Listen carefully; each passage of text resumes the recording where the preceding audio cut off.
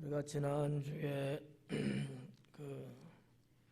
예수님께서 배를 타고 갈릴리 호수를 건너가셨고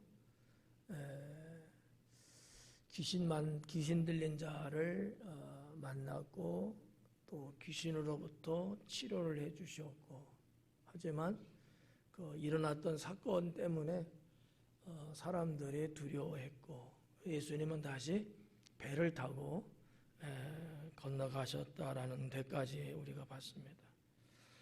오늘은 그 말씀에 시간적으로도 계속 이어져 나가고 있는 그런 상황이라고 보시면 될 것 같고요. 40절에 보니까 예수님께서 돌아오심에 그래요. 여기서 말하는 돌아온다는 얘기는 거라사 땅에서 귀신을 내쫓은 후에 바로 배를 타고 돌아온 것을 말하는 거예요. 그렇다고 보면 시간적으로 다음 날이라고 보기는 어렵고요. 저녁 때쯤 배 타고 건너가서 일어났는데 바로 타고 왔으니까 아마 시간적으로도 저녁 때쯤 아닐까 이렇게 잡을 수 있습니다. 거라사에서의 머물렀던 시간은 아마 잠시 정도밖에 안 됐을 거다. 물론 이제 배를 타고 건너오는 시간이 나름대로 걸렸을 거예요. 근데 어쨌든 간에 시간상으로 보면 그렇게 많은 시간이 소요되지 않은 그 시간대를 말하는 것이 아닐까 이렇게 추측해 볼 수 있습니다. 예수님께서 돌아오심에, 이 돌아오심에라고 하는 어떠한 그 행위적인 단어를 누가는 썼는데 왜 썼을까? 뭐 돌아갔으니까 돌아갔다고 했겠지만 이 말에는 상당한 복음적인 의도가 있을 것이다 이렇게 볼 수 있어요. 무슨 얘기냐면 지금 가버나움으로 다시 온 거거든요. 가버나움은 유대 땅이고요. 거긴 유대인이 살고 있고요. 뭐 어디서부터 돌아온 거잖아요. 그럼 우리가 다 알고 있는 것이 거라사란 말이죠. 거기는 이방인의 땅이에요. 그러니까 누가가 말하고 싶은 것은 예수님이 이방인에게도 복음을 전하고 오셨다라고 하는 이러한 의미를 담고 누가는 이 단어를 쓰지 않았겠는가 이렇게 생각해 볼 수 있습니다. 돌아오심에 무리가 환영하니 이는 다 기다렸습니다. 무리가 환영했다라는 거죠. 가버나움의 사람들이 환영했다는 거예요. 근데 여기도 이제 무리라고 하는 단어를 썼는데 좀 어떻게 보면은 뭐 특별히 예수님을 따르는 어떤 무리라고 하는 개념보다는 가버나움 마을 사람들, 가버나움에 살고 있는 그냥 일반적인 사람들이었을 거다. 뭐 거기에는 예수님을 추종하는 사람도 있고 그러지 않은 사람도 있을 텐데 뭐 전체적인 것을 말하고 있는 표현이 아니겠는가 이렇게 볼 수 있죠. 왜냐하면 그 뒤에 나오는 사건을 보면은 그게 예측이 된다는 거죠. 회당장 야이로 집안에 큰일이 벌어졌잖아요. 사랑하는 외동딸이 죽어가는 상황이라는 것과 이 야이로라는 이 회당장은 그 가버나움에서 덕망이 높고 또 마을 사람들로부터 존경을 받는 그런 분이거든요. 그러니까 이 집안에 그런 끔찍한 일이 일어났다는 것에 대해서 마을 사람들 누구든지 간에 다 걱정을 하고 이 문제를 해결할 수 있는 것이 나사렛 예수라고 하는 것밖에 생각이 아마 안 났을 거예요. 근데 지금 예수님은 가버나움에 없었잖아요. 떠났잖아. 언제 올까? 무척 기다렸던 것 같아요. 근데 마침 감사하게도 바로 돌아가신 거예요. 이런 어떠한 상황에 대한 거를 기록을 하고 있다라는 거죠.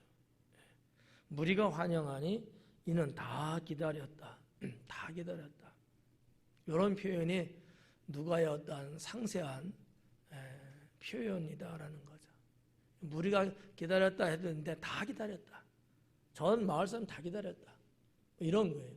이런 단어 하나, 요 모두라고 하는 다라는 단어 하나가 별거는 아닌 것 같이 볼 수 있지만 이것이 어느 정도였다는 것을 측량해 볼 수 있을 정도로 아주 중요한 단어일 수 있다라고 하는 것이죠. 그럼 왜 그들은 이렇게 환영하고 그랬을까? 무리가 환영했대요. 왜? 기다렸기 때문에. 그러면 이 환영한다는 단어를 썼습니다만은 보편적으로 쓰는 단어인데 누가가 특히 쓰는 단어예요. 누가복음에서만 발견할 수 있는 단어인데 그냥 아유 어서 오세요 이 정도가 아닌 거예요. 그 정도가 엄청 사모하고 환대하고 모든 것을 다 열어놓은 채 거부감 없이 그냥 있는 그대로 받아들이는다는 어떤 개념의 환영이에요. 우리나라도 금이 환영이라는 말 있잖아요. 그 사람하고 나하고 무슨 상관이 있겠어요. 근데 그래도 우리 동네 사람인데 저렇게 외지에 나가서 출세하고 옛날 말로 뭘까 장엄급제한 거잖아요. 거기서 나온 단어거든요. 금이 환영. 그래 얼마나 경사스럽습니까? 어린 나이에서부터 집에 있는 개들까지 나왔을 거야 아마. 다 나와갖고 그냥 이 정도의 단어를 누가가 사용했다고 하는 것은 당시의 상황이 어땠는가를 보여주는 단적인 예가 아니었을까 이렇게 볼 수 있다는 거죠. 그럼 왜 그들은 그렇게 기다렸을까? 저는 한 3가지 정도로 좀 정리를 해봤어요. 하나는 복음이죠. 이건 누가 말해도 아니라고 말하기는 좀 어려울 거예요. 왜냐하면 예수님이 이미 가버나움이라는 동네를 거의 선교의 중심에 놓고 처음부터 지금까지 계속 이 가버나움을 중심으로 활동하시고 복음을 전하셨거든요. 그래서 어느 동네 사람들보다도 가버나움 사람들은 잘 알아요. 그걸 여전히 목말라 하고 있어요. 만족이 아직도 안 차는 거야. 이제 막 시작했을 정도밖에 안 되거든요. 그래서 아마 복음적인 측면에서 여전히 마을 사람들은 예수님을 기다렸을 거다. 이렇게 이제 예측해 볼 수 있고요. 또 하나는 이제 능력이죠. 예수님께서 행하신 능력들이 가버나움 중심으로 많이 일어났어요. 이걸 여전히 보고 싶어 하는. 왜냐하면 유대인들은 그냥 뼛속 깊이 이렇게 담고 있는 것 중에 하나가 하나님의 능력의 나타나심이거든요. 이적을 늘 그리워하는 사람들이에요. 이게 이방인하고는 다르다는 거죠. 사람은 어느 출생이든지 간에 사람으로서는 할 수 없는 일을 누가 했다 하면 다들 놀라워하고 대단하다 그러잖아요. 근데 유대인하고는 달라요. 단순한 어떤 능력이 있다 이게 아니고 여호와 하나님께서 베푸신 능력, 이거는 선민사상하고 연결이 돼요. 우리들에게만 독특하게 이런 어떠한 사상이 유대인들에게 있는데 그 능력을 저 나사렛 예수가 계속 했는데 여기에 대한 목마름이 여전히 있는 거예요. 왜냐하면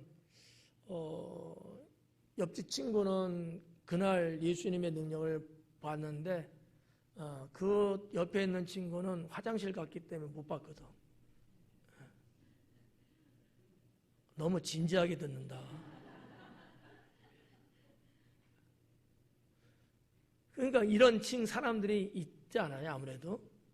무슨 일 때문에 그 자리에 없었고 때문에. 근데 주변 사람들 한 얘기를 들어보면 이게 엄청난 거예요, 사건이. 그러면 은근히 나도 한번 봤으면 이런 것들이 있을 거라는 거죠. 그러니까 예수님의 능력 행하심에 대한 그 가버나움의 사람들, 그들이 그런 어떠한 그리움, 사무침, 이런 것들이 있고, 더군다나 이것은 단순하게 그냥 제3자의 관점에서 보는 것뿐만 아니라 이게 내가 당사자고 아니면 나하고 이렇게 관계가 있는 어느 누구에게 일어난다면 치료가 된다고 하는 것까지도 나아간다는 거죠. 그러니까 복음을 들을 수 있다는 거 진리잖아요. 뿐만 아니라 하나님의 능력을 볼 수 있고 그 보여주는 능력이 때로는 나나 내 가족이든 내 친한 친구든 그들에게 질병이나 그런 등등의 치유함도 가능해진다는 사실을 그들은 그리워했던 거거든요. 그래서 아마 제가 볼 때는 한 3가지 정도 이렇게 그들이 왜 예수님을 그렇게 극진하게 환대하는 듯한 환영을 했을까? 언제 오실까? 오늘 중에는 오실까? 오늘 갔으니까 그래 안 해도 내일이라도 오시겠지? 이게 화두예요. 가버나움 사람들의 대화 속에 대화 속에 있는 이 제목이야. 그러니까 얼마나 기다렸겠어요. 요거를 이제 누가가 표현해주고 있다는 사실이죠. 41절에 보니까 이에 회당장인 야이로라 하는 사람이 왔다 그래요. 여기 이제 번역되지 않은 것도 있는데 이에 회당장인 이렇게 돼 있는데 사실은 뭐 헬라어 원어 성경에는 이두라고 하는 단어가 써 있어요. 대이두 이렇게 나가거든요. 이두라는 것은 무슨 얘기냐면은 보라라는 뜻이에요. 야 봐라 이런 거. 감탄사가 있는 어떤 지시대명사 같은 그냥 나 혼자 이게 아니고 야 봐 이런 거예요. 그래서 주변의 환기를 확 끌어당기고 사람들로 하여금 주목할 수 있게끔 만들어주는 단어를 누가는 썼어요. 근데 학자들이 이걸 번역은 안 해놓고 있는데 그래서 이렇게 예수님을 환영했다. 왜? 기다렸기 때문에. 그런데 봐라 이거예요. 그게 이제 40절과 41절 이어지는 내용이거든요. 그런데 봐라 이거예요. 기다렸는데 하면서 보라는 거예요. 뭐를 보냐? 회당장 야이로라는 사람. 원어적으로 보면은 한 남자가 왔다. 근데 그는 회당장 야이로다. 뭐 이렇게 이제 돼 있어요. 이거는 하나의 문장으로 여기 우리 성경에는 번역해 놓은 거예요. 회당장인 야이로 그 사람이 왔다라는 거예요. 이거 자체가 이슈입니다. 일반 사람들이 예수님께 간다는 거는 뭐 그럴 수 있어요. 근데 회당장이라는 사람이 예수님께 간다는 거예요. 지금 그 마을 사람들은 야이로 집안에 무슨 일이 있는지 모두가 아는 건 아니겠지만 분명히 아는 사람이 많이 있을 거예요. 아까도 말씀드렸지만 게다가 회당장이라는 분, 우리가 존경하는 그분이 예수님이 배 타고 오시는데 이 부둣가에 나타나는 거예요. 오는 거예요. 예수님이 회당장 집에 간 것을 보는 게 아니고 호수를 배 타고 건너왔는데 이미 그 호수 부둣가라면 좀 단어가 이상할지 모르지만 해변에 거기 모였는데 그게 온 거예요. 우리들처럼. 우리들이야 뭐 갈 수 있는데 회당장이 왔다는 그걸 보라는 거예요. 그러면 누가가 이 이두라는 단어를 썼을 때는 뭔가 어떠한 큰 사건을 사람들로 하여금 각인시키려고 특별히 알게 하기 위해서 이러한 단어를 썼다라고 볼 수 있다는 거죠. 회당장인 야이로. 회당장이라는 것은 설명 안 할게요. 그리고 예수님 발 아래에 엎드렸다라는 거죠. 예수님 발 아래에 엎드렸다. 누가? 회당장이. 내가 제일 존경하는 분인데 그분이 누구한테 발 아래 엎드렸다. 이건 쇼킹이거든요. 그렇지 않을까요?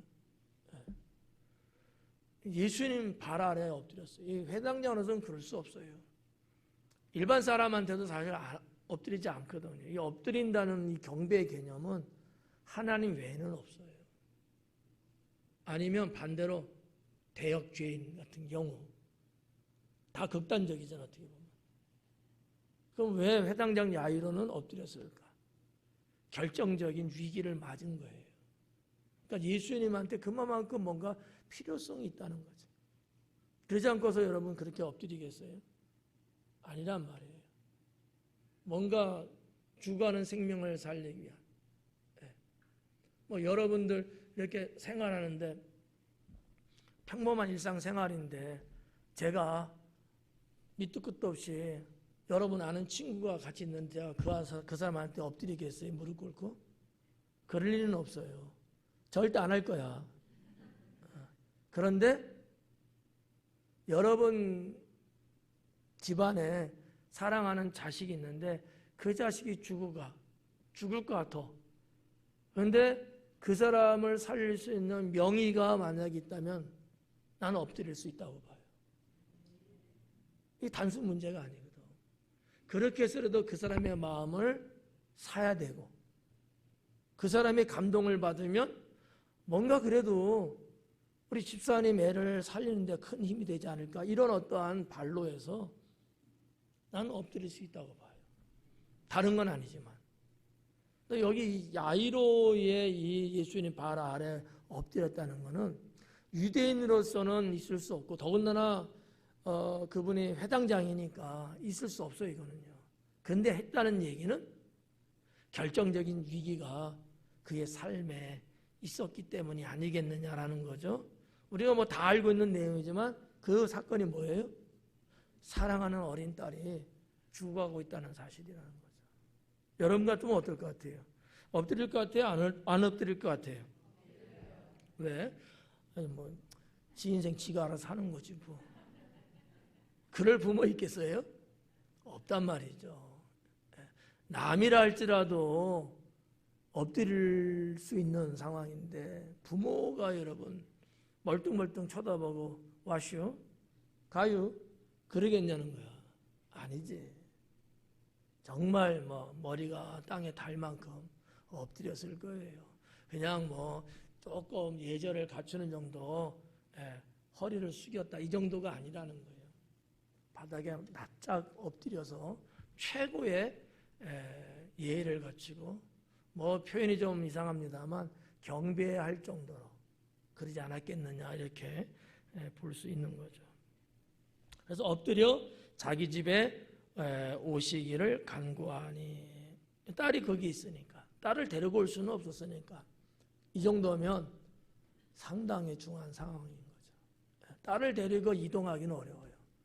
뭐 가버나움의 회당장의 집이 옛날 건물 그대로 고대사적으로 있습니다만은 이 가버나움 이 해변 여기하고는 거리가 있거든요.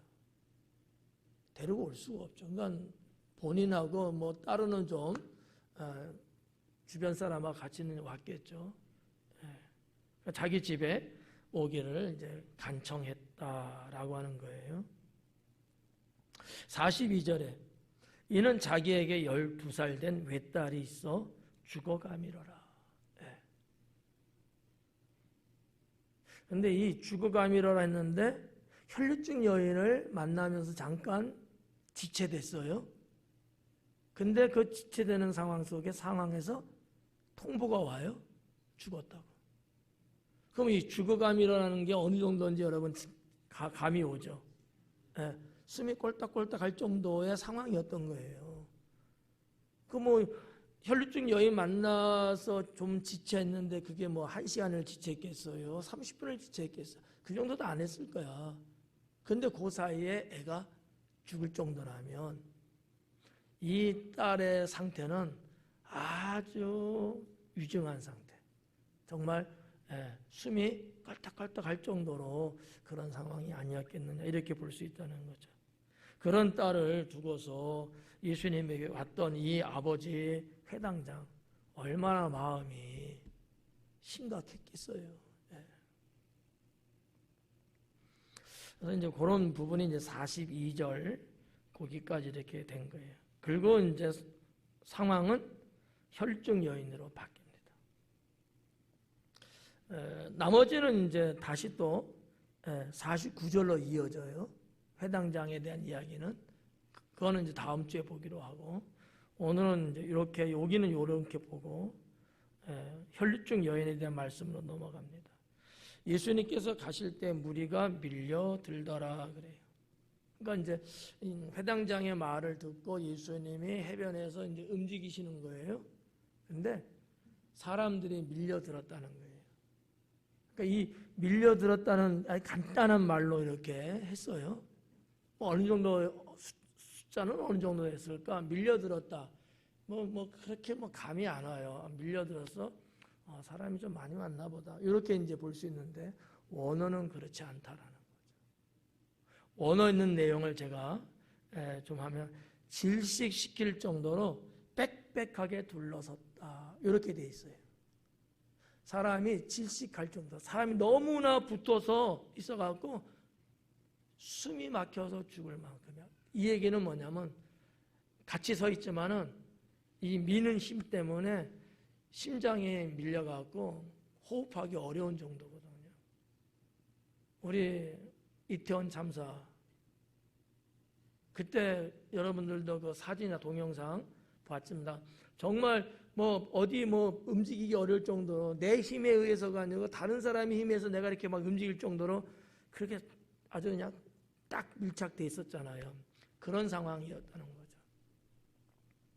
그럼 그 모였던 사람들의 수는 어느 정도 우리가 짐작할 수 있는 거예요. 아니 그 허벌판 해변인데, 그리고 그 가버나움 그 해변 내에서는 다 들녘이에요. 그렇게 빽빽하게 그럴 뻔했어. 그러면 좀 느슨하게 가도 되는데 모여든 사람들의 수가 얼마나 많았는가를 알 수 있다는 거죠. 아마 꽉 찼을 거예요. 여러분도 이제 성지순례 가게 되면 가버나움 그 해변을 아마 갈 거예요. 안 가면 그때 전화하세요. 이게 무슨 골목길이 아니고 무슨 이렇게 사방에 이렇게 가로막혀 있는 넓은 운동장도 아니거든요. 얼마든지 가변적이야. 그냥 그런 데거든. 근데도 사람이 밀어대는 밀집된 것이 너무 빽빽해서 숨을 쉴 수 없을 정도라는 거죠. 엄청났다는 거예요, 이게. 누가가 왜 이런 말을 썼겠냐는 거지. 그 뒤에 나오는 혈류증 여인의 그 인파를 뚫고도 옷가에 손을 댔다는 사건이죠. 이건 불가능합니다, 사실은. 이동 집사님이 가도 그건 안 될걸. 아니 질식할 만큼 사람이 따뜻하게 붙어갖고 막 눌러대고 있는데 어떻게 거길 비집고 가냐고요. 마침 예수님 옆에 있었을까요? 아니란 말이에요. 근데 더군다나 12년 동안 혈류증을 앓고 있는 여인이에요. 날마다 계속 피를 흘려요. 아마 바짝 말랐을 거예요. 혈류증은 그렇거든요. 힘도 없을 겁니다. 그런 여인이 그 빽빽하게 모여있는 사람들 뚫고 예수님 옷가를 만졌다? 야, 이거는 제가 볼 때 여인은 필사적이었을 것이다. 이렇게 봐지는 거죠. 또 그 정도면 또 할 수도 있을 것 같아. 필사적이었으면. 아니면 난 죽는다는 생각이지 뭐. 에이, 안 되면 다음에 가자. 저는 개인적으로 웨이팅하는 거 싫어해요. 줄 서갖고 막 기다리고 30분 기다려야 돼 1시간에. 나는 안 해. 그냥 가. 아무리 맛있어도 나는 웨이팅 안 해. 이상해요? 나는 그렇다는 거지. 여러분 어떨지 몰라도. 거기서 거기지 뭘. 웨이팅해서 제대로 내가 해본 적이 없어. 그거 때문에 그런 건 아니고 그거 뭐 한 번 먹는 거 그렇게까지 뭐 투자할 만한 그런 건 저는 없거든요. 딴 데 가서 식사하고, 딴 데 가서 하고 또 이런 건데. 할 때 이 사건을 보면 말이죠. 이게 어마어마한 거예요, 사실은. 우리가 그냥 글로 이렇게 써 있으니까 별거 아닌 것처럼 읽고 막 이러는 거지. 이게 상황으로 재현한다고 한번 생각해 봐요. 엄청난 거거든요. 이 얘기를 누가는 기록을 하고 있다는 사실이죠. 한번 들어가 볼까요? 예수님께서 가실 때 무리가 밀려들더라. 43절에 이에 12해를 혈류증으로 앓는 중에 아무에게도 고침받지 못했던 여자가 있었다는 거죠. 쪼개서 볼게요. 자, 12년 혈류증으로 앓았어요. 12년 전에 혈류증을 앓은 게 아니고, 그런 표현이 아니고 12년 동안 혈류증을 계속 앓아왔다는 이 얘기는 병세가 상당히 위중하다는 거예요. 여러분도 뭐 아시겠지만 혈류증은 여성병이에요. 여러 가지로 뭐 추측할 수 있어요. 아마 기본적인 거는 하혈을 계속 한다는 거고요. 하혈하는 이유가 아마 난소나 난종에 문제가 있었을 거예요. 아니면 표피세막이 얇아져 갖고 터져서 그럴 수도 있고요. 암일 수도 있고요. 어쨌든 여성병이라는 거죠. 이 병 걸리면 오래 못 가요. 지금이야 뭐 의학이 많이 발달하고 해서 찾아내고 수술하고 뭐 이렇게 해서 이렇게 하지만 이때 뭐 그런 게 어디 있겠습니까? 이게 혈류증이에요. 그런데 이 여인은 12년 동안, 근데 참 아이러니한 거는 누가가 이 회당장 야이로의 딸 나이가 몇 살? 12살. 혈류증 앓은 여인은 몇 년 동안? 12년. 공통이 12라고 하는 거예요. 어떻게 보면 누가는 상당히 의도적으로 이 두 사건을 연결시킬 수도 있어요. 거기에 10이라는 숫자를 말씀하고 있다는 거죠. 성경상의 10에는 뭐 여러 가지로 많이 나오잖아요. 뭐 나쁜 의미는 아니고 다 좋은 의미들이죠. 뭐 제자도 10이고 장로도 10이고. 이 10이는 완성의 완성이에요. 최고거든요. 근데 어떻게 보면 둘 다 고난의 상징적인 시비가 된 거예요, 지금. 이게 인생이라는 거죠, 어떻게 보면. 우리의 삶이 완벽하고, 우리의 삶이 행복하고, 우리의 삶에 문제가 없다 할지라도, 때로는 이 시비의 숫자가 이렇게 이들에게 있는 것처럼, 우리에게도 고난은 얼마든지 발생할 수 있다. 라고, 저는 이제 봐줘요. 이게 누가가 암시하는 것이 아닐까. 그러면 어떻게 해야 돼요? 그래서 주님을 의지해야 된다는 거죠. 이게 신앙이라는 거죠. 누가 그 어린아이가 그럴 줄 누가 알았겠고. 행복하게 살고, 이 여인은 유추해 볼 때 마가복음 5장에도 나옵니다만은, 여기는 이런저런 내용은 없지만 거기에는 돈도 꽤나 있었던 부유한 여인이에요. 그러면 나름대로 자기 라이프 스타일이 있고 그래도 그냥 행복하게 살지 않았겠어요? 근데 이게 웬일이에요? 다른 사람들도 안 걸리고 있는 그런 어떤 병이 나한테 딱 걸려가고 12년 동안 많은 의사들에게 괴로움을 당했대요. 그럼 뭔 얘기야? 이 의원 좋다, 저 의원 좋다 해서 희망 갖고 갔는데 갈 때마다 돈만 썼지 된 건 하나도 없어. 시달린 거예요.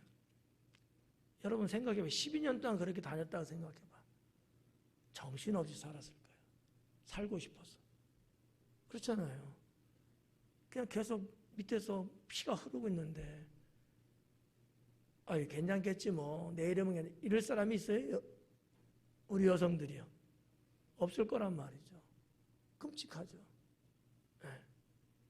얼마나 시달렸으면 마가가 거기에서는 많은 의원들에게 많이 시달렸다 이런 표현을 했겠냐는 거지. 재산도 다 허비했대요. 지금 예수님 앞에 왔을 때는 아마 어떻게 보면 재산도 다 탕진됐는지 몰라요. 인생의 마지막 한 가닥의 희망, 이 정도. 절체절명이죠. 그래서 혈류증을 앓는 중에 아무에게도 고침을 받지 못했다. 이렇게 간단하게 누가는 했지만 마가는 좀 더 많은 내용으로 기록을 했어요. 못했던 여자가 예수님 뒤로 왔다라는 거죠. 아까도 부연 설명했지만 이게 우리가 볼 때는 왔구나이지만 이게 올 수 있는 상황은 못 된다라는 거죠. 오기까지는 목숨 걸고 왔지 않았겠느냐. 왜냐하면요, 민수기 15장에도 민수기 신명기에도 이제 기록되고 구약성경 율법에 이 혈류증에 대한 얘기가 나와요. 혈류증은 종교적으로도요 버림받은 거예요. 당시의 유대인들은요 이 병은요 하나님의 저주예요. 사람들 앞에 나설 수가 없습니다. 돌 맞아 죽을런지 몰라요. 왜? 부정한 거거든요. 여성이 그 병에서 이렇게 피를 자꾸 흘리고 이건 부정하다고 봤어요. 율법에 그렇게 돼 있어요. 그런데 그 수많은 사람들에게 나선다? 이게 어렵죠. 더군다나 이 혈류증 알면요 성전에도 나갈 수가 없어요. 율법에 의하면 회당에도 못 가요. 사회적으로 완전히 고립됩니다. 불가능해요. 근데 아무튼 이 여인은 예수님이 가버나움에 이렇게 돌아왔다는 소식을 듣고 결사적으로 아마 가지 않았겠는가 이렇게 볼 수 있다는 거죠. 혈류증은 그 당시 아주 무서운 여인병입니다. 아픈 것도 아픈 거지만 완전히 사람들로부터 격리되고 다 유대인은 하나님 믿잖아. 그렇지만 하나님께도 못 나가요. 희망 하나도 없죠. 하나도 없어요. 그 여자가 예수님 뒤로 왔다라는 거죠. 그리고 그의 옷가에 손을 댔다라는 거예요. 저는 여러분들도 이 여인처럼 주님 옷가에 손을 대는 성도가 되기를 권면합니다. 여기 옷가에 손을 댔다고 했는데 한 3가지 정도 생각해 볼 수 있어요. 첫째는 이 여인에게는 희망이 있어서 예수님께 갔다라는 거죠. 그리고 그 옷가에 손을 댄 거예요. 희망. 죽기 전까지라도 희망을 안 놓고 있었던 거예요. 두 번째는 믿음이 있었던 거죠. 내가 나사렛 예수라는 저 선생님이 저렇게 능력을 행하고 막 이러시는데 내가 저분을 만나면 그리고 저분의 옷자락이라도 내가 만진다면 내가 날 거다. 이런 어떤 믿음이 발동한 거예요. 이게 생긴 거야. 그 믿음이. 여러분 신앙생활 하시면서 때로는 여러분만의 다른 사람은 몰라도 나만의 어떤 마음이 딱 감동적으로 생기는 경우 어떻게 있어요 없어요? 있죠 그게. 그게 믿음이에요. 남들은 이해 못해. 남들은 이해 못해. 오히려 나한테 구박하려는 줄 몰라. 그쯤 나는 아닌 거예요. 이 혈류증 여인이 아마 그랬을 거예요. 믿음이 생긴 거예요. 믿음이. 네. 그리고 3번째는 용기를 냈다는 거죠. 여러분 믿음만 있으면 뭐예요? 용기가 없으면 그 믿음은 효력을 발생하기 어렵습니다. 용기가 있어야 돼요. 그러니까 부정한 나는 부정해요. 내가 만지는 건 다 부정해지는 거예요. 이게 유대 종교예요. 근데 그 신성하고 거룩하고 어쩌고저쩌고 이런 예수님이란 그분의 옷을 내가 만지는 거야. 이거 만약에 걸리면 죽어요. 돌 맞아 죽어. 용기가 필요해요. 용기가. 믿음도 믿음이지만 믿음 플러스 용기. 만지려는 용기. 이게 이 여인에게 있지 않았겠느냐 이렇게 볼 수 있는 거죠. 우리도 마찬가지예요. 믿음은 있는데 용기가 없어. 뭐 그런 말 있잖아. 기회가 있을 땐 용기가 없고 용기가 있을 땐 기회가 없다고. 인생 그렇게 살면 안 돼. 에? 기회를 줄 때는 용기를 내야죠. 용기를 못 내면 기회는 내게 안 돼요. 남의 것 돼버려. 그런데 하나님은 언제나 우리에게 뭐를 주셔요? 기회를 주셔요. 그때 그 기회를 놓치면 평생 후회할 수 있습니다. 그러니까 이 여인은 아마 그랬던 것 아닐까. 용기를 냈다는 거예요. 저는 이 대목에서 여인은 분명히 생각했을 거다. 고민했을 거예요. 만져야 되나? 말아야 되나? 어떡하지? 그 사람들의 밀고 밀치고 거기에서 그 와중에도 별 생각이 아마 5만 가지가 다 왔다 갔다 했을 거야. 생각. 네. 저는 개인적으로 이 생각이라는 걸 상당히 중요하게 생각하는 목사거든요. 생각. 이 혈류증 여인은 분명히 생각했다. 여러분, 생각은요, 창조케 합니다. 창조의 능력이 있다는 게 생각은. 생각하지 않는 사람에게는 창조가 일어날 수가 없어요. 뭐 발명가라든지 등등의 그런 사람들은 다 어떤 사람이야? 다 생각하는 사람이야. 누가 생각나요? 생각하는 사람 하면? 오뎅? 다 세상을 바꿔나가는 사람들은요, 생각하는 사람들이었어요. 신앙 안에서도 마찬가지예요. 내 삶이 힘들고 내 조건이 열악하고 뭐 등등 그래도 생각이 살아있는 사람은요, 그거 다 헤쳐나가고 다 결국은 승리합니다. 생각을 하지 않으면요, 모든 것이 다 나한테 맞춰져 있고 다 좋을지라도요, 다 잃게 됩니다. 생각 없이 살면. 생각이 필요해요. 저는 그렇게 보여요. 생각은 창조케 한다. 생각할 때 뭔가 창조가 되는 거예요. 생각할 때. 생각 안 하면 안 돼. 문해. 내가 없어. 이런 사람은 무맛보다도 맛이 없어. 생각하면 창조할 수 있게 된다. 자, 그러면 우리는 신앙인이니까 믿음으로 생각하면 어떻게 될까요? 믿음으로 생각. 그냥 단순하게 생각만 해도 뭔가를 창조해낸다고 제가 말씀드렸는데, 믿음으로 생각하면 어떻게 될까? 뭐 여러분 나름대로 다 답을 낼 수 있지만 제가 드리고 싶을 수 있는 거는, 믿음으로 생각하면 하나님이 행하기 시작한다 라는 거예요. 여러분이 믿음으로 생각하시면 하나님이 움직입니다. 하나님이 일하셔요. 내가 안 하면 하나님은 안 하셔요. 안 하거든.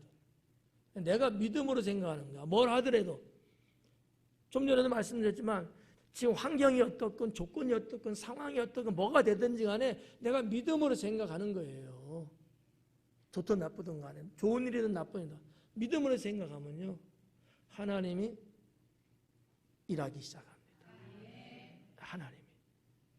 그래서 하나님의 능력의 역사는 나타나는 거예요. 별거 아니야. 뭐 원래 뭐 능력 있는 분이 아니야. 믿음으로 생각하고 이거를 하나님이 보셔요. 그러니까 하나님이 돕는 거죠. 네, 이런 부분들. 그래서 이 믿음으로 생각하면 하나님께서 이제 행하시는데, 어떤 현상들이 있을까? 예를 들면 하나는 하나님이 영감을 준다. 지금까지는 내가 믿음으로 내가 생각해냈어요. 그 다음부터는 하나님이 생각을 주셔요. 이게 달라. 차원이 다른 거야. 내 생각으로 시작해서 믿음을 덧입혔어요. 근데 그걸 하나님이 환전하듯이 바꾸셔. 하나님의 생각을 주셔. 그게 영감이에요. 영감은 100%거든. 근데 요거를 구별을 못해서들 문제지. 요 분별을 못하니까. 근데 경건하게 살고 영적으로 민감하면 이거를 어느 정도 구별을 해내요. 하나님 주신 생각이 난 걸 느끼는 거지. 내 생각이 아니고 내 생각을 하나님의 생각으로 바꾸시는구나. 이런 현상을 느끼는 거야. 하나님이 행한다는 것을 그래서 알게 돼요. 주님이 지금 행하셨구나. 주님이 시작하셨구나. 이걸 느낀다는 얘기죠. 두 번째는 그런 비슷한 의미인데 하나님의 임재, 하나님이 나와 함께 지금 움직인다는 것을 느낄 수 있어요. 나 혼자 막 바빠갖고 막 동분서주하고 막 이런 게 아니고 그런다 할지라도 늘 보면 주님이 하셨구나. 주님이 도와주고 있구나. 주님이 손을 내밀었구나. 이런 거를 내가 하나님의 임재를 느낀다는 거지. 당장은 모를 수도 있어. 딱 3초 후에 뒤돌아보니까 주님이 하셨구나. 이런 것 중에 하나님의 임재하심이 있다는 거예요. 이거를 느낄 수 있게 된다는 거지. 어떨 때? 믿음으로 생각해서 하나님이 움직이신다면 이런 거 영감을 주시는 거로 움직임을 알고 임재하심이 통해서 내가 하나님 움직인다는 걸 알 수 있다는 거죠. 세 번째는 세상이 열리기 시작합니다. 여러분 삶의 앞이 열리는 거예요. 문제가 열리고요. 소망이 열리고요. 열리는 것을 느낄 수 있어요. 그래서 쉬운 말로 잘 되네. 되네. 이런 보편적인 단어잖아요. 보편적인 단어. 신앙적인 단어는 할렐루야. 이런 거잖아요. 한국적인 거는 한국 사람만 박수 치잖아. 여긴 전부 다 외국 사람이네. 이런 어떠한 것들을 느낄 수 있는 거, 체감한다는 거예요. 마지막 하나 더 하면 하나님께서 행하셨구나. 고백이 내 입에서 나도 모르게 툭 튀어나가요. 이런 것들. 그러니까 하나님의 믿음의 생각하는 나를 보시고 행하시기 시작하면 이러한 현상들을 내가 어느 정도 사람에 따라 다를 수 있습니다만 느낄 수 있다라고 하는 거죠. 자, 그래서 여기 지금 이 부분을 우리가 본 거예요. 그의 옷가에 손을 댔다. 소망도 믿음도 용기도 다 필요해서 가능한 얘기고요. 이 생각을 하니까 이렇게 됐다. 이런 얘기고요. 45절에 44절에 그의 옷가에 손을 대니 이 옷가라 그랬거든요. 옷가. 옷가니까 옷의 끝자락이야. 이렇게 됐는데 이제 원어에는 옷 끝자락에 있는 술을 말하는 거야. 술 뭔지 알죠? 마시는 술 말고 이렇게 끝에 이렇게 다는 거 있잖아요. 이렇게 수술이라고 하기도 하고 그걸 말하는 거예요. 이게 민수기 15장에 나와요. 근데 왜 그러면 그건 하나님이 그렇게 하라고 했어요. 그 실의 색깔까지도 말씀하셨거든요. 청색 실을 달고 이랬거든요. 왜 그냐 이거야. 이게 하나의 어떻게 보면 징표이기도 하고요. 조금 구약적으로 우리가 한번 보면 이런 거예요. 하나님 말씀을 기억하고 세상의 눈을 뺏기지 않게 하기 위해서 이 술을 달게 했다는 거죠. 어떻게 보면 우리가 세상살이 하면서 자꾸 우리의 눈에 뭐가 들어요? 세상 것들이 자꾸 들어오잖아요. 그거 쳐다보지 말고. 근데 옷은 항상 입고 있는 거잖아요. 우리는 이렇게 하면은 펄럭이진 않지만 유대인들은 옷은 그러지 않아요. 펑퍼지만 그냥 소떼자루 같은 거 같이 이렇게 있고 이게 너플너플해요. 외투가 늘 눈에 비치겠지. 늘 그거 볼 때마다 하나님 말씀을 기억하고 세상을 보지 말라는 거예요. 그런 암시적인 메시지가 그 안에 있어요. 술 다는 거. 그리고 예수님 당시에도 유대 바리새인들은요, 이 술을요 더 길게 더 크게 달았어. 왜냐하면 그게 가지고 있는 상징적 의미가 있어. 뭘까? 나는 그만큼 경건하다라는 거야. 바리새인들이 드러내 보이고 싶어서 난 이런 사람이야. 그래서 외식적이죠. 의미는 맞는데 바리새인들이 야단 맞은 이유가 외식으로 갔다는 거지. 정말 그렇게 살아야 되는데 그러지는 않고 나 이런 사람이야 라고 폼만 잡으려고 이 술을 더 그렇게 화려하게 만든 거예요. 예수님은 이것을 책망하시죠. 여기 번역은 안 됐습니다만 옷가의 술이에요. 이게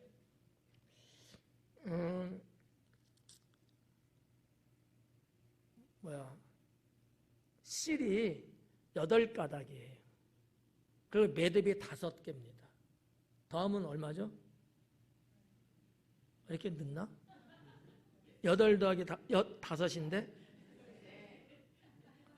미안해요. 내가 말을 잘못했나? 13이잖아. 그리고 이 옷가의 술이라는 게 히브리어로 뭐냐면 치치틴가 그래요. 치치틴가 치치탄가 그래요. 아무튼 그 단어가 갖고 있는 숫자가 600이에요. 그러면 합하면 얼마라고? 또 이렇게 오래 걸려? 613이에요. 율법은 613가지입니다. 우연은 아니에요.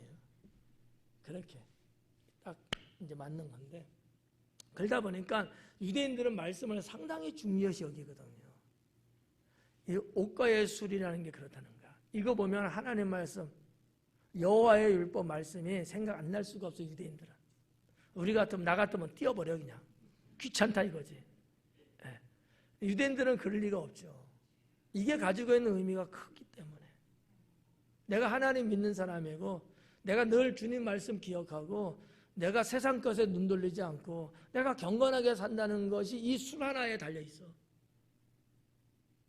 유대인이에요, 유대인. 근데 지금 이 혈류증 여인이 그 옷가에 달려있는 흔들리는 그 술을 만진 거야.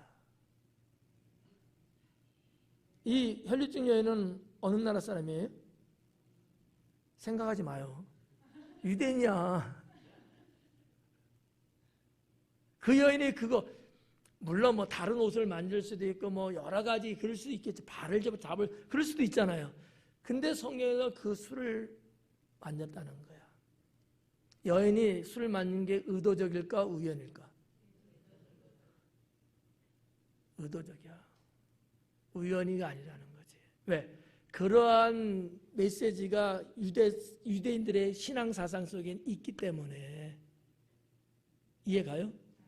그렇다고 보면 이 여인은 한마디로 믿음으로 잡은 게 맞아. 그 술의 중요성을 알고 있는 거거든요. 이런 거. 우리 지금 요 성경에는 없지만 그렇다라는 거죠. 이런 걸 좀 덤으로 알면 훨씬 더 기억이 더 되고 좋을 것 같아서 말씀해드렸어요. 식운동하면 안 하고. 근데 이제 이렇게 옷가에 손을 대니까 혈류증이 즉시 그쳤더라는 거죠. 피가 딱 이런 게 일종의 하나님이 하셨다라는 거죠. 하나님이 딱 하시면요, 뭐 체험하신 분들 얘기죠. 우리가 또 이제 그 중환자를 놓고 기도 가서 이제 안수기도 하고 이럴 때도 보면 분명히 그 검사했을 때 암이었는데 하나님이 그 즉시 탁 치료하고요. 암세포가 싹 죽어버린 거예요. 이런 경우도. 그러니까 하나님의 역사는 뭐 시간을 가지고 가는 경우도 있지만 상황일 때는 즉시 하시는 속성이 있습니다. 네, 즉시. 이 여인은 지금 즉시 날 수밖에 없는 상황이 그렇다는 거죠. 네. 이제 즉시라는 단어가 여기 포함되어 있고요. 45절에 예수님께서 이르시되 내게 손을 댄 자가 누구냐 하시니 다 아니라 할 때 베드로가 이르되 주여 무리가 밀려들어 미나이다. 밀려들어 계속 인파가 생기는 거야. 계속 사람이 더 많이 들어오는데 뭐 사람과 사람 사이 한 30cm 간격 두고 이게 아니고 많이 오는 데 비해서 또 막 밀어붙이는 거야. 근데 누가 만졌는지 누가 알아요? 이놈 저놈 다 만졌겠죠. 막 이런 거야. 그렇잖아요. 만지려고 만졌겠어요? 같이 붙어 있으면 뭐 달 수밖에 없잖아요. 아유, 선생님도 참 이상하셔. 이걸 말이라고 해요 지금. 막 베드로는 아무도 말 못해. 그래도 베드로는 용기가 있는 친구라 그 얘기를 한 거야. 베드로는 항상 그러더라고. 다른 데 다 말 못할 때 베드로는 꼭 하더라고. 아마 어떻게 보면 베드로는 책임감이 있었던 것 같아. 아니면 내가 누구야 딱 아는 것 같아. 내가 그래도 수지자지 뭐 이런 것 같아. 예. 여러분은? 아멘도 먼저 탁 하고 누가 하면 대답도 먼저 탁 하고 이 사람은 내가 목사님의 최우군이지. 뭔가 답답함 때문에 그런 것도 있지만 언제나 베드로의 그 예수님과 그 움직이는 사역하는 걸 이렇게 성경으로 쭉 보면 뭔가 주님한테 힘이 되려고 하는 그 노력이 베드로는 있더라고요. 아니, 선생님이 물었는데 아무 대답 안 해요, 여러분처럼. 근데 베드로는 바로 용기를 내서 선생님, 이렇게 지금 사람이 이런데 누가 밀었다고 합니까? 누가 만졌다고 합니까? 다 그렇죠. 이런 거야. 예수님은 아니다. 그냥 이렇게 스치고 만지고 비벼댄 거하고 믿음으로 된 거하고는 다르다는 얘기죠. 그렇지 않겠어요? 우리가 믿음으로 주의를 하는 거하고 그냥 내가 좋아서 하는 거하고 마지못해서 하는 거하고 같겠어요? 전혀 다르죠. 예수님이 그걸 모르시겠어요? 그 얘기를 좀 하시는 거예요. 예수님께서 이르시되 내게 손댄 자가 있다. 손댄 자가 있대요. 엉덩이를 비빈 게 아니고 손을 댔다 이거야.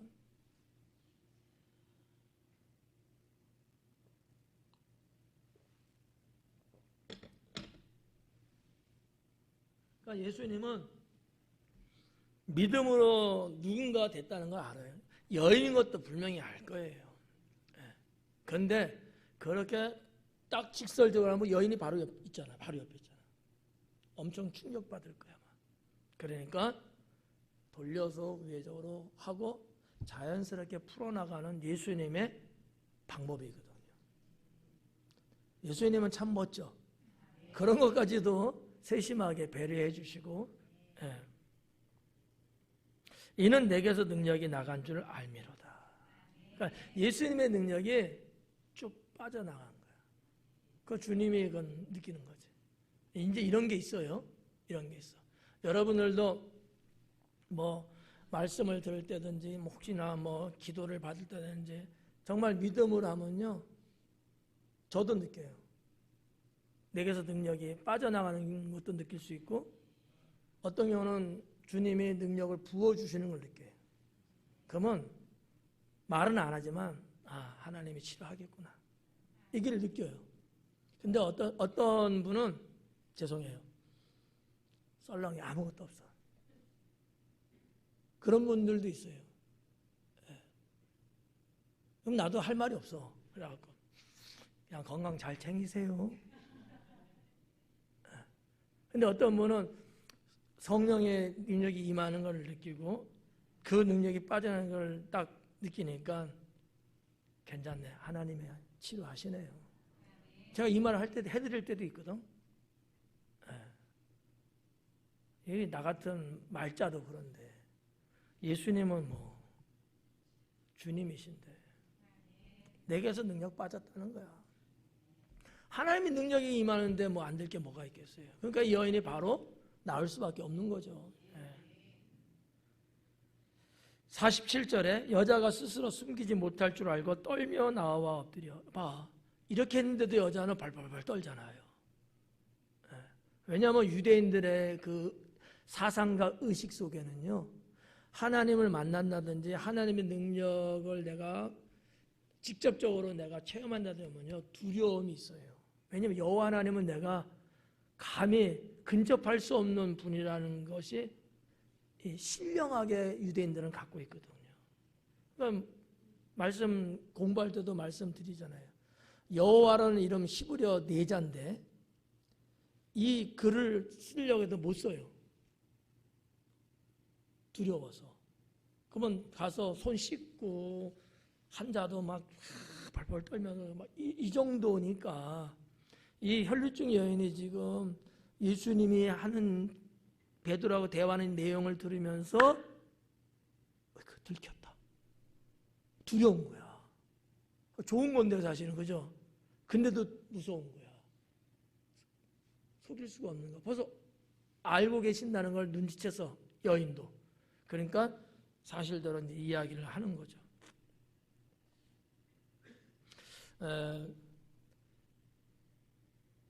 떨며 나와 엎드려 그 손댄 이유 곧 나은 것을 모든 사람 앞에서 말을 했다. 간증한 거죠, 뭐. 안녕한 거죠. 예수님이 뭐라 그러셔요? 딸아, 네 믿음이 너를 구원하였으니 평안히 가라. 이 예수님의 이 말씀, 이게 이제 선포하신 건데, 뭐 그 즉시 나왔고, 여인은 이 구원이라는 단어를 뭐 썼습니다만은 영적인 구원이든지 질병에서 자유를 얻었다든지 이럴 때도 쓰는 이제 단어를 썼거든요. 원래 이제 뭐 구원이라는 게 이제 소조인데 이 단어를 평범하게 쓰는 건데도 여기서는 이렇게 사용을 했어요. 누가도. 그래서 예수님의 이 선포는 이 여인이 병이 낫다는 의미도 있지만 예수님을 통해서 영적인 구원도 받았다라고 하는 그런 어떤 선포적인 의미가 강하다라는 거죠. 강하다. 그래서 48절까지 이렇게 쭉 보면서 우리들도 이 여인처럼 삶에 때는 힘들고 어렵고 가로막히고 골칫거리고 뭐 등등의 이런 것이 있어서 내 힘으로 내 방법으로 뭐 안 된다 할지라도 절망할 수밖에 없지만 희망 갖고 믿음 갖고 용기를 내어서 주님 앞에 나가야 되고요.